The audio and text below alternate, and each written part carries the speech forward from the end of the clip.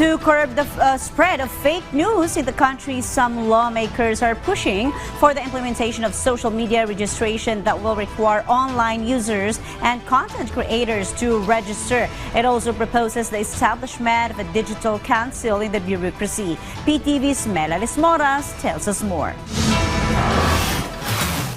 As part of measures to curb the spread of fake news in the country, some lawmakers in the House of Representatives are pushing for the implementation of social media registration. According to House Deputy Majority Leader Paulo Ortega, the details still need to be hammered out and fine-tuned. Similar to the SIM Registration Act, he believes it would be better if online users and content creators are also required to register. House Committee on Women and Gender Equality Chair Geraldine Roman agrees with this proposal. She further added it would also be beneficial to establish a Digital Council of the Philippines, which would oversee the country's content creators registry. Parang SIM registration nga yan eh. Ganun talaga eh. You have nothing to hide. You have no hidden agenda. You have no intent to maliciously deceive the people or to, serve the interests of certain parties unscrupulously.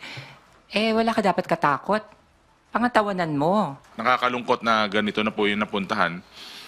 Tapos parang ang saya-saya pa ng mga ganitong tao sa ginagawa nila. Kaya sobrang nakakalungkot na it's not the real, hindi yung totoong sarili nila yung pinapakita nila dito eh. Kumbaga nakamaskara kasi sila sa social media. So yung mga trolls, yung mga masasamang intention, mga fake news kayo.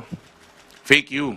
As the Hatol ng Bayan 2025 draws near, lawmakers also warn the public to be cautious of candidates spreading false information. They also emphasize that the public should vote for pro-Philippines politicians and patriotic lawmakers.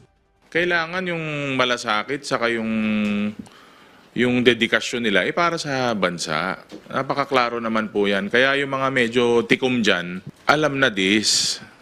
Hindi sila pro-Pilipinas. Sabi ko nga, di ba, plataforma bago paninira. Congresswoman Roman said that before the 19th Congress ends, they will strive to pass more bills that really benefit our countrymen. This includes measures for the welfare of women, which is especially timely as the country celebrates National Women's Month this March. From PTV, Melales Moras, Balitang Pambansa.